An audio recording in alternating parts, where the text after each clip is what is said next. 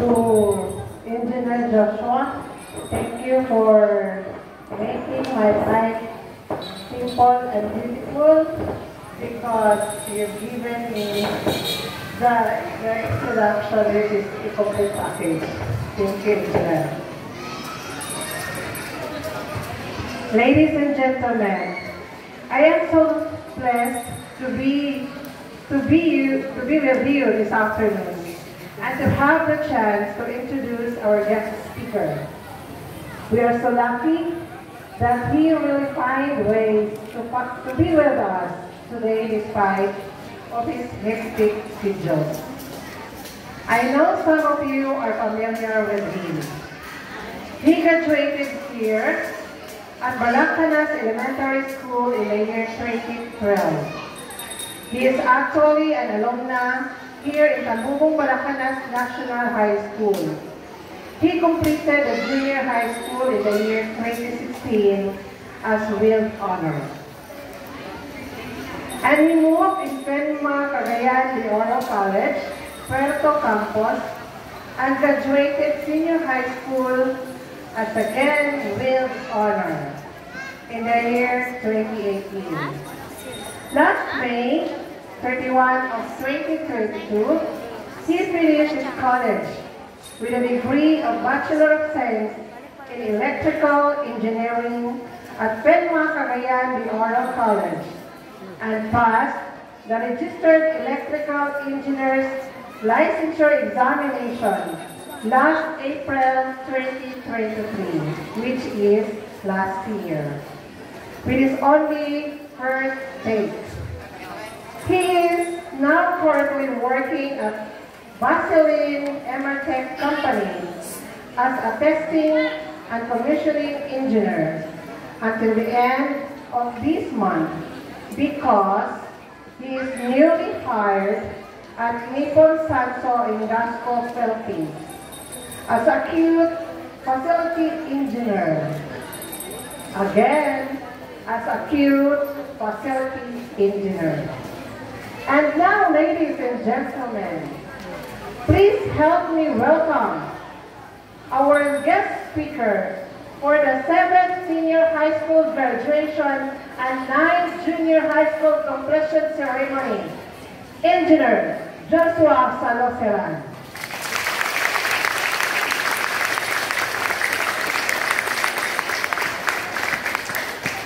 Muning anak ni Boy Tudlo, guys.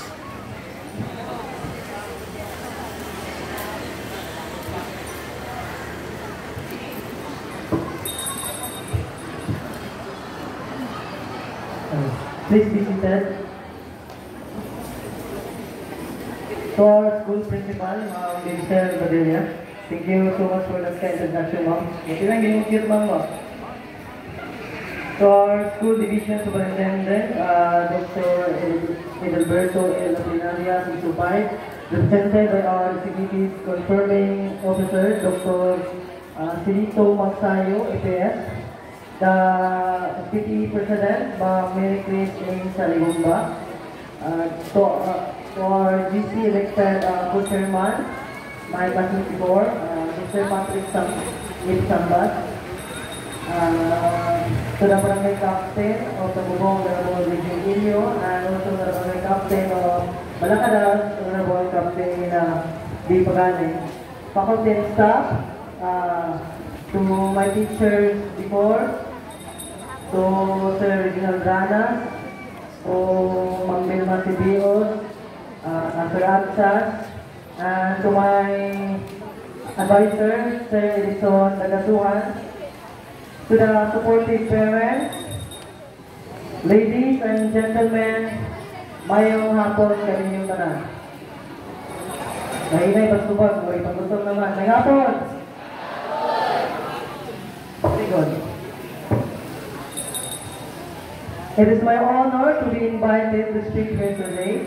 Feeling of greatness and honor reigns in my heart to be your guest speaker for this crucial occasion. The junior high school completion and senior high school graduation of the school year 2023 to 2024. As I begin, I have to say I think these speeches are this that have a great beginning, memorable end, and not much in between. So I will try then to make a great speech even I feel nervous today. Not because kay daga naminaw, daga nananaw, but because naminaw man gud akong speech daw na what ba, mag-build mga 6 videos. Ay, zero rin mo, kung kaya ng 6 mo na. Sige, mag-questionan sa mga nasa ako. Kaya naman sige, reporting. To go on, may I first congratulate the completers and the graduates. Congratulations on the achievement dreams. Today is the proof that you have faced the difficulties of secondary education. You are the victors at this time and you have won your triumph. You have gained the knowledge and expertise you need to climb up the next ladder of learning. Second, I want to applaud the parents, the fact that you are already reaping the fruit of your sacrifices. You have made a big part in molding these children from birth to this very moment. Today is one of those great occasions where all the parents celebrate our young people, from their achievements, their perseverance, and their success as they grow up. It's one of the times you can take a break and reflect, feeling good as a parent or a mentor, knowing that the kids that you care about are doing just fine and they're on the right path. Graduates, you should know that your mom and your dad are very proud of you. They have high hopes for you and they believe in you, and you are making them proud by showing what you can do. Take a look at them now and you can see them smiling and snapping food so they can record this moment forever. Today is an important day for you and for them. Today we are very, very proud of you. Pakpakita din yung mga parents. Today would also be a good day to have them. Dili kay mga kwartama. And thank them for supporting you because this is your achievement. This is also achievement of the people who care about you. That means your mom, your dad, your stepmom, stepdad, your grandparents, your brothers and sisters, and all other people who care about you. Kung apilan niyo yung uya, papila na. They want you to be your best and to live up to your potential. The next one, I would like to congratulate our of course, the teachers. You have effectively carried out a huge role in leading these students to what they are today. Your undying love, support, and commitment to educating these students have made good changes in their lives. We can say that because of you, we are happier persons today. To continue my speech, may I ask all of you who loves watching movies, Anggol, Kanawana, or reading stories, anyone, can you wave your hand? Huwag ka pa na magsalita nila eh? Huwag ka pa taas na, huwag ka pa na magsalita, mga nagpaminaw. Okay, thank you talaga na. Nauna na. Now I want to share with you some story 24 years ago about a cutie boy named Kiyoy. Kiyoy is born and raised from a poor family where in their house has no electricity and no water supply. Only ganang gas lang o ganang katawag lang ang puso. No? Walay magaling ang tubig. Kiyoy and his parents are only planting vegetables and deliver and sell it in CDO City, primarily in Congo, to supply and support their family needs. Kiyoy is very active and hardworking boy. He graduated in elementary school year 2011-2012 and put his ambitions in the graduation yearbook. So, kasagaran mag-graduate ba, kinabutang hinang mga unsay mong ambition, nabutang sa graduation yearbook. So, nakabutang dito, when I grew up, I want to become an engineer. So, since elementary, Kiyoy knew already and it is clear to him his goal in life that he wanted to become an engineer. So, mga plano ko sa inyo, klaro na ba yung mga pangalan sa kinabuhi?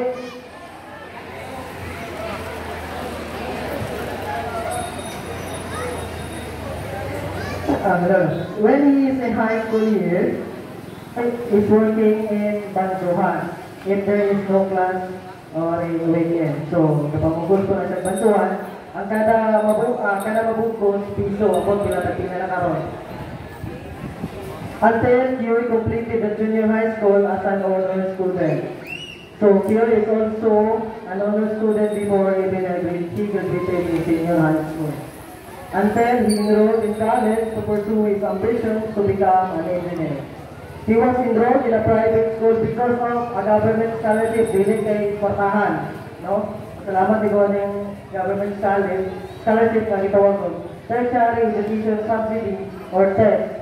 So mostly ang kapag nawaton na nila ng mga purpose, no? So until now, nag-provide na sila ng support sa mga students na lack of financial support. Eventually, Kiyoy finished his engineering bachelor's degree with no failing subjects. And thankfully, he passed the board licensure examination in his only first time. Now I know some of you are wondering that the story behind the name Kiyoy is me. And that is yes, it is me. Okay, hope na kong nickname. So, you're now asking me how I finish my studies and what I do to achieve it. Graduates, I know you had some great times this year and maybe you had some tough times, but you did it. And you succeeded. You're ready for the next step. So here are some tips for success that can help you achieve your goals and reach your full potential. First, set clear and specific goals. So the first tip is to goal setting for yourself. This will give you a sense of direction and purpose. So you need to write down your own goals and make sure they are smart, specific, measurable, achievable, relevant, and time-bound. Second, you need to develop and make a plan. Many people will panic to find a charger before their phone dies, but won't panic to find a plan before their brain dies. So, ginawa nyo na, no? So, the third one is commitment. You should be committed sa tanan ng mga lipang decision, no? Sa imong decision. Most people fail not because of lack of desire, but lack of commitment. So, lastly, take action. Kung wala kang ibuhat, hindi kayo malamang no? According to Pablo Picasso, action is the foundational key to all success. But remember, ayaw kalimti guys, nga ayaw kalimti ang Ginoo sa tanan ng pagbuhaton. So, but according to the Bible, in Proverbs chapter 16 verse 3, commit all your actions to the Lord and you will succeed. So, palaban kita sa Ginoo guys. Now, I have also 3 friendly advice to finish your studies. So, importante gini. Pinakauna, of course, makampo sa Ginoo. Kung sa mali, pinakaunang po sa Ginoo, dili yan po ang mga banding ng mga butang. No? Ayaw na una pagampo. Una, pagampo sa Ginoo nga tagaan ka o gumayo panglawas. Kapag kung sa panglawas ka, saan mo pagkabot sa mga pangandoy sa kinabuhi kung ikaw mismo nagluya? No? Una yung pinaka-importante, ikaduha, okay. No, ako na nang sa'yo, kaya para may masabtan ninyo, praktikalan niya kapag ka-istorya kay sa akong na-experience din sa una, daghan minang graduate sa junior high school, completed junior high school, pero gamay na nakagraduate sa college. Nga naman, dili lang kay ang problema sa financial, no? Sa imong pagkatapulan, kundi ang usagin na makatintal sa imuha ang ganing imong kasing-kasing.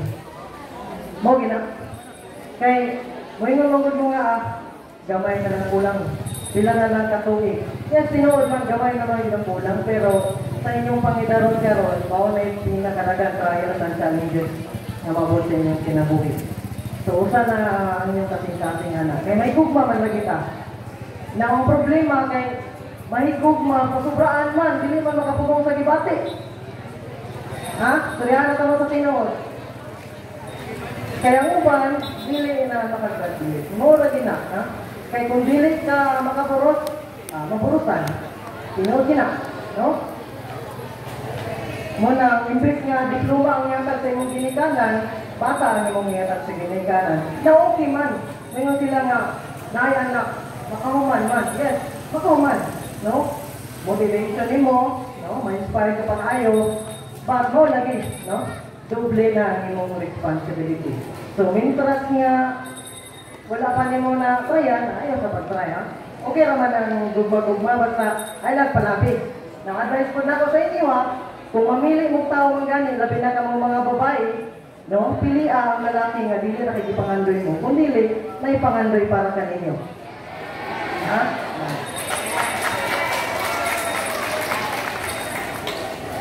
Ikatulo, I ask you to take this chance to dedicate yourself to making the next year even better. Kung tinapulan ka, ay na pag tinapulan sunod. No? Kasi pag sunod na, pag tinapulan na, labi na sa mga nang-graduate sa senior high school, na ang kuwan, ang kalakaran sa natin. So, dili pa tayo tayo, kung dili palaw tayo yun, ha? So, kung nalikamot mo ngayon, mas malikamot pag yun mo po. Sa mga completers, kung kaya mo ganyan, kaya po na ninyo, di ba? So, simple na, kung kaya na ako, kaya po ninyo. Remember that you don't have to follow the crowd. Do the right thing even if no one is looking. Study smart, so be smart. No one cares about your efforts or the results. And remember, you are on your own. You know what you know. You are the person who will decide where to go. Your direction is more important than your speed. So, dili na palumbay, na? Kakalit guys, dili na palumbay guys. Nga, kisa'y pinakaon na mahuman. No? Depende rin na sa imo, ha? I know there are big things coming and just as your parents are proud, each one of you should feel proud of yourself. On the other hand, my dear graduates and completers, you cannot forget that this is not only the beginning, the end, but the beginning.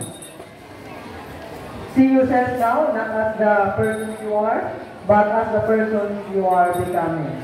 Once again, congratulations to all the graduates and completers.